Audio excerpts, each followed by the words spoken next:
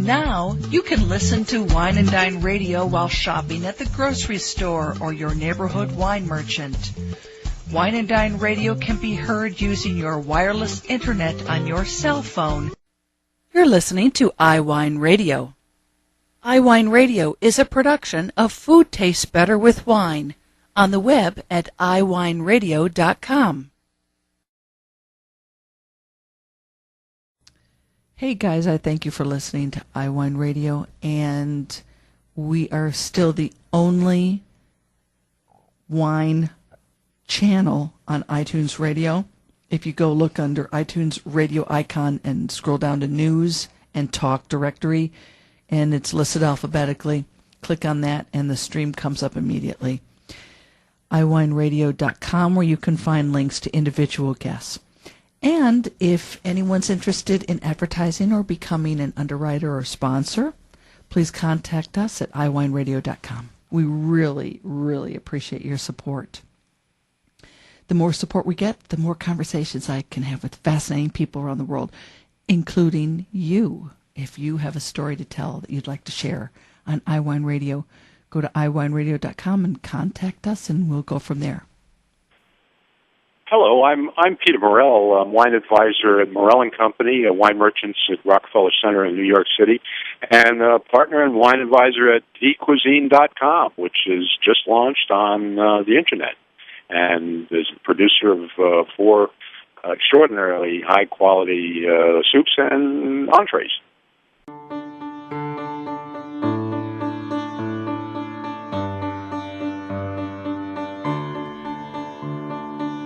There are few names that are more famous and well-known around the world in U.S. wine retail circles than Morrell and Company fine wine merchants. Joining us today on Wine and Dine is Peter Morrell, who is a wine advisor for Morrell and Company. He was the former chairman and CEO of Morrell and Company in New York and is for over half a century and has tasted so many wines I just can't imagine. He is also wine advisor and partner for dcuisine.com and president of Vintage Wine and Food Consulting. And he just returned from a tasting trip in France. And Peter, we thank you so very much for your time. What were you tasting? Where were you in France? Well, we started out, we started, of course, and ended in Paris, but we went to the Loire Valley first. Really? To Sancerre and the vineyards in Sancerre and Puy-Fumé. Oh, wow. And we visited with a very fine and very old family, must be 1,000 years old, in the wine business in Sancerre called Alphonse Melot. And then we went over to La Doucette Puy-Fumé, which is the greatest name, I suppose, in Loire Valley, La Doucette, Frère, Puy-Fumé. And you find it in all of the best French restaurants around the world.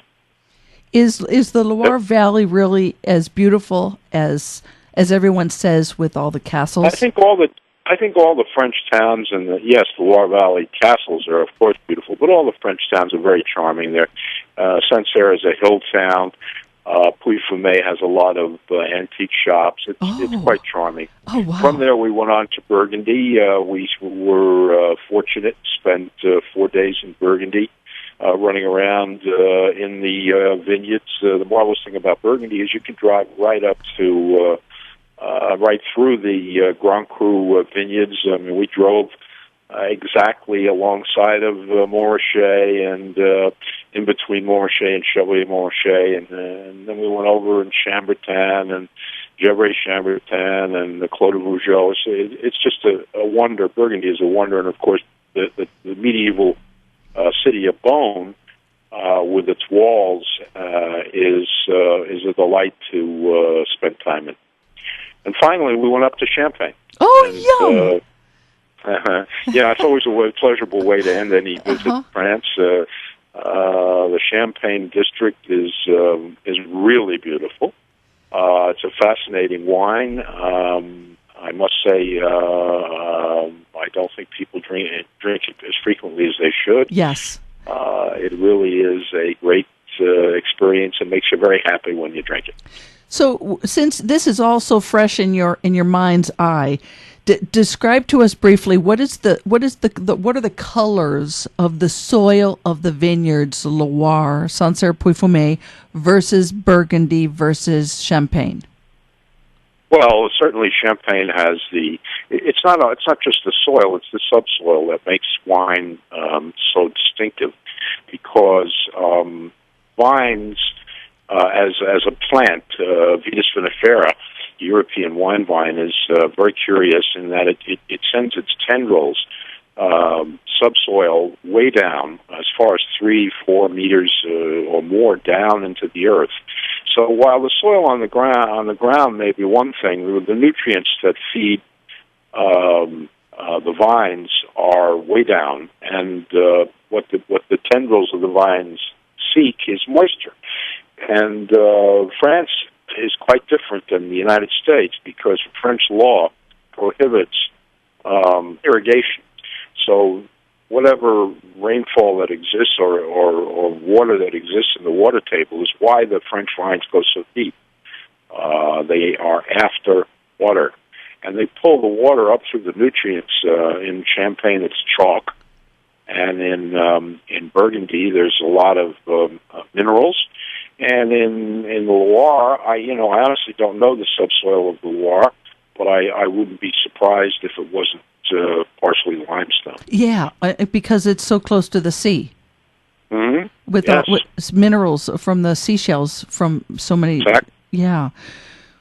Okay, so what was the year that Morrell and Company Fine Wine Merchants was founded? 1947. And was my father? I was going to say mother. Your father. Okay. Well, both my father and mother and uncle were in the business. They all were in different aspects of the business, but my father sold very inexpensive California wine. He worked for a company like Gallo, and $1 a bottle that was about the average price for what my dad sold. My mother came into the business later.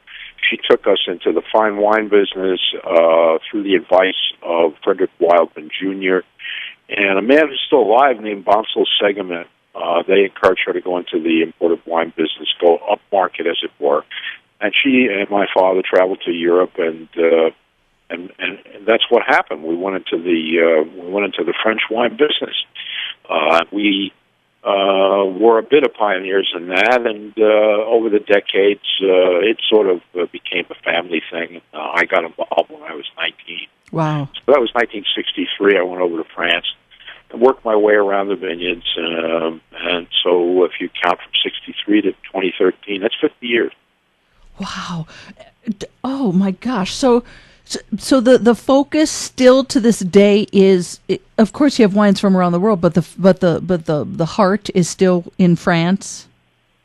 I would say so. Well, we're very big on Italians as well. My sister is now the CEO of the company, Roberta Morrell, and she sort of has made her bones in the Italian wine business.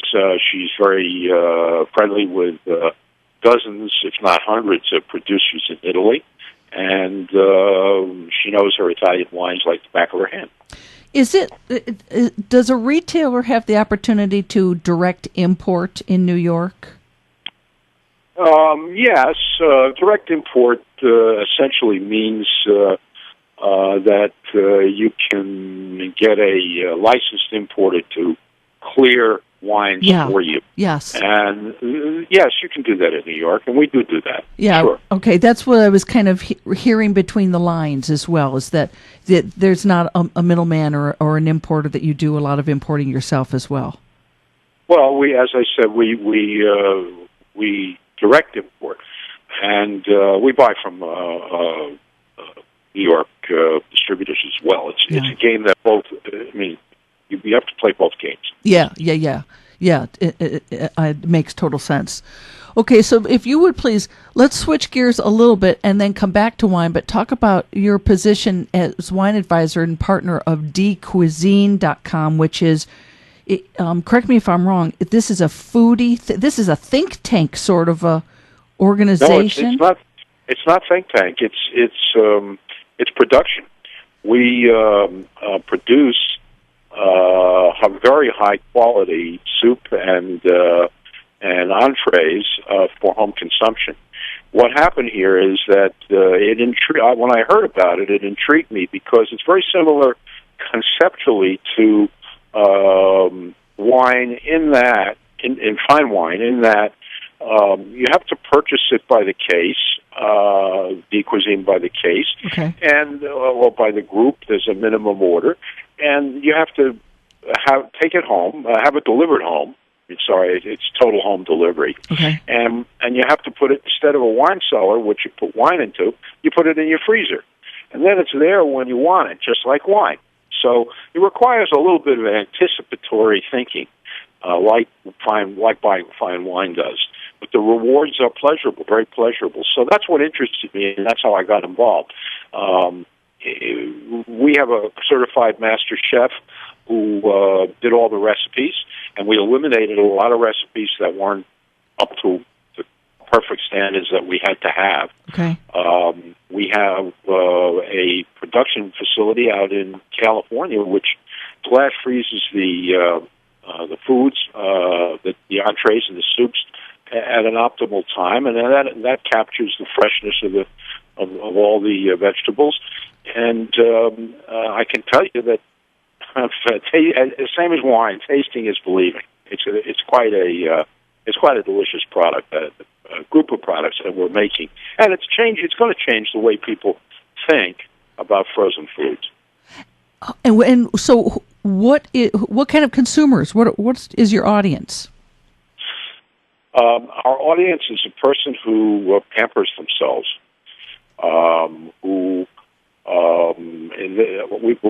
we've noticed a trend in the United States. There's the number of single individuals in the United States continues to rise rapidly, and our products are very easy. They're very convenient to prepare and serve. There's no fuss or mess of planning, and we believe that the gradual increase, or I should say the dramatic increase in singularity in the United States is our audience. But clearly, my wife and I came home from the airport the other day, and we did not want to cook, and we just reached into the freezer and pulled out a couple of soups, and that was our dinner. So rattle off to us a couple of the soups and the entrees real quick before we're going to be going to break here. So when we come back from break, will you just tell us the names of the soups and entrees? Sure. Okay, cool. So we're going to go to a short break here, and when we come back, we will continue our conversation with Peter Morrell, wine advisor for Morrell and Company in New York City, and wine advisor and partner at dcuisine.com, and president of Vintage Wine and Food Consulting. And we thank you for listening to Wine and Dine. We'll be right back.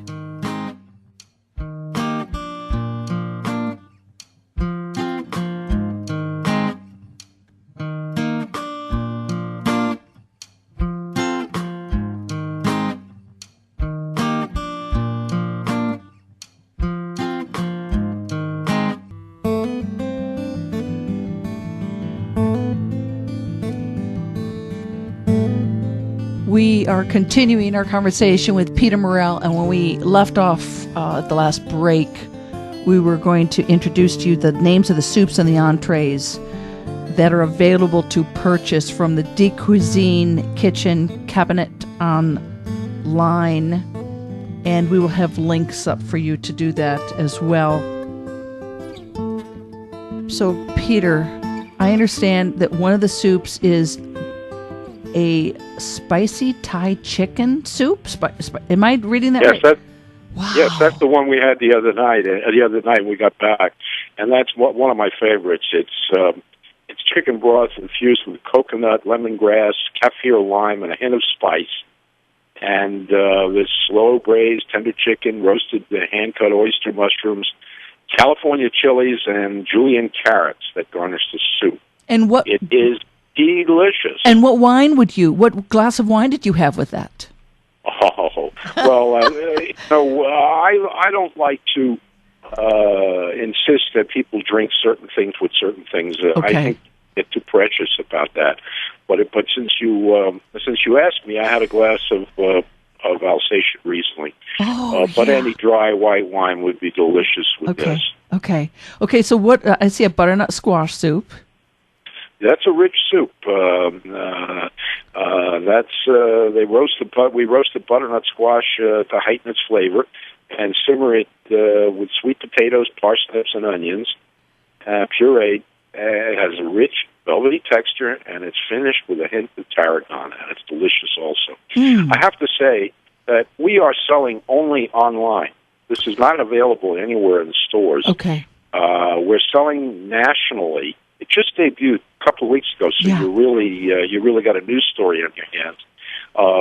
Your listeners are amongst the very first to hear about it, and the URL is dcuisine.com, and they can peruse the offerings. We have 4 soups and 4 main courses, including beef bourguignon and seafood cioppino and Mediterranean shrimp. Everything is really high level restaurant quality. Will the chef be introducing anything that is like seasonal? Like, will there be 1 or 2 seasonal things, during the summer? We're working on that now. Okay. And you ship nationally, of course. We ship nationally. We can't. We don't ship to Hawaii or Alaska. It's just the other 48 states. Okay. Okay. And the minimum order is only 4. You can pick any 4. Okay, now let me ask you this, because this occurs to me because of, I just adore wine. Do you also then partner up ideas? If somebody wants ideas about what wines to serve with this, do you offer that advice, or do you partner with Morrell and Company to be selling wines?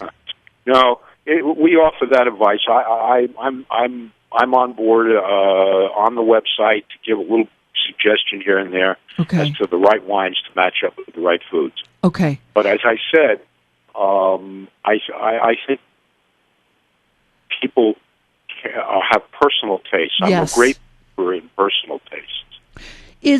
Is Morrell and Company fine wine merchants allowed to ship outside of New York State? Yes, we do. We ship to about 30 states. And are there spirits at the store as well, or just wine? Yes, there's spirits. Okay, cool.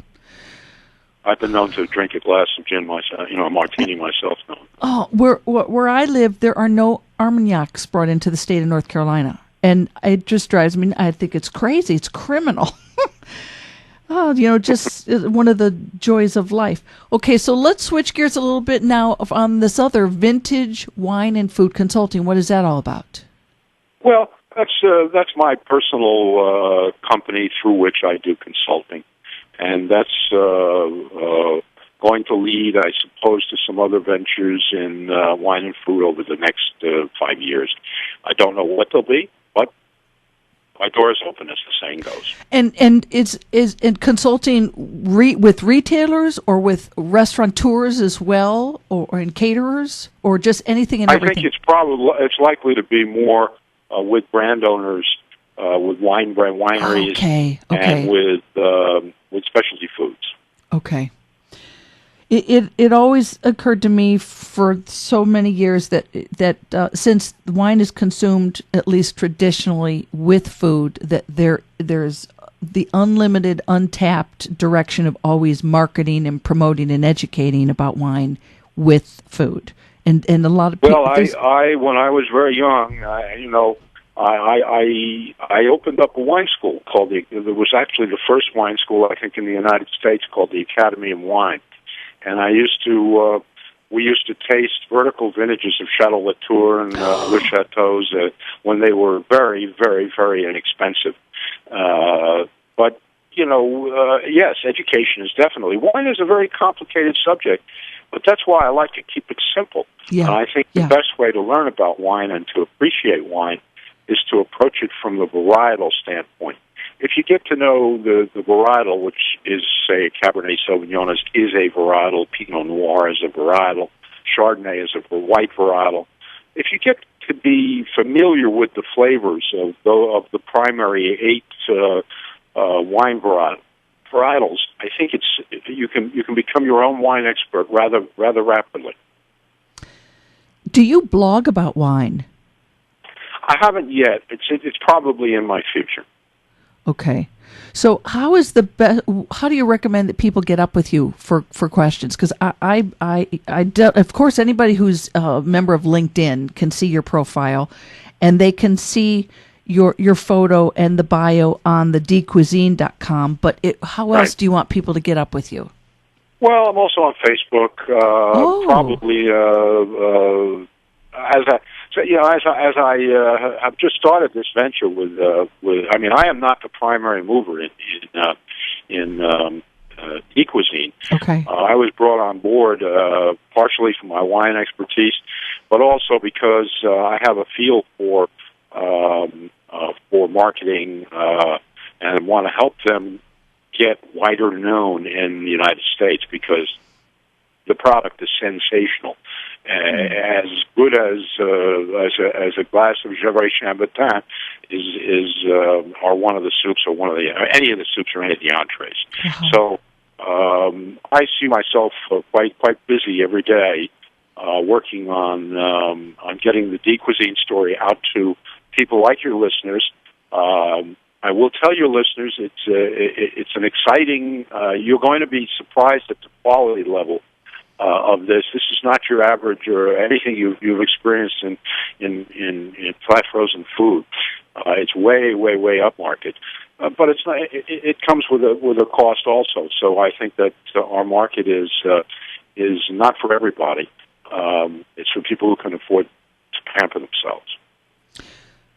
Boy, it occurs to me that I bet you that, like Good Morning America, they've never talked about this sort of a subject, and I would think that especially since it just launched, that would be, and so on my list. Yeah. So are people, when people take this out of the freezer, do they microwave it, or do they heat it in a pan or the oven? Actually, it's a simmering situation. Simmering. Where you just drop the packet into pot of boiling water. Okay. Simmering water. Okay. Simmering boiling water for about 20 minutes. Okay. Wow. Okay. That makes total sense. I can picture it. Okay. So now. We are, Lynn, we're all creatures of habit. And once you get bitten by the wine bug, you become a habitual wine drinker. And Americans have their own habits as to what we eat. And a lot of us are in a sort of a repetitive, I always order from that restaurant sort of takeout mode. Yeah. But our food is a little different, and our challenge is going to be to approach the habits of Americans and to introduce a new habit. Maybe some big trade shows or consumer shows, but you're really not. Your audience is the consumer, not the trade. Well, Peter Morrell, wine advisor for Morrell & Company, wine advisor and partner of dcuisine.com, and president of Vintage Wine and Food Consulting, we thank you very much for your time today. Well, you're quite welcome, Lynn. I'm happy to have. We will have links up for you to learn more. You're listening to Wine and Dine. Now you can listen to Wine and Dine Radio while shopping at the grocery store or your neighborhood wine merchant. Wine and Dine Radio can be heard using your wireless internet on your cell phone. You're listening to iWineRadio. iWineRadio is a production of Food Tastes Better with Wine, on the web at iWineRadio.com. Hey guys, I thank you for listening to iWineRadio, and we are still the only wine channel on iTunes Radio. If you go look under iTunes radio icon and scroll down to news and talk directory, and it's listed alphabetically, click on that and the stream comes up immediately. iWineRadio.com, where you can find links to individual guests. And if anyone's interested in advertising or becoming an underwriter or sponsor, please contact us at iWineRadio.com. We really, really appreciate your support. the more support we get, the more conversations I can have with fascinating people around the world, including you. If you have a story to tell that you'd like to share on iWineRadio, go to iWineRadio.com and contact us, and we'll go from there.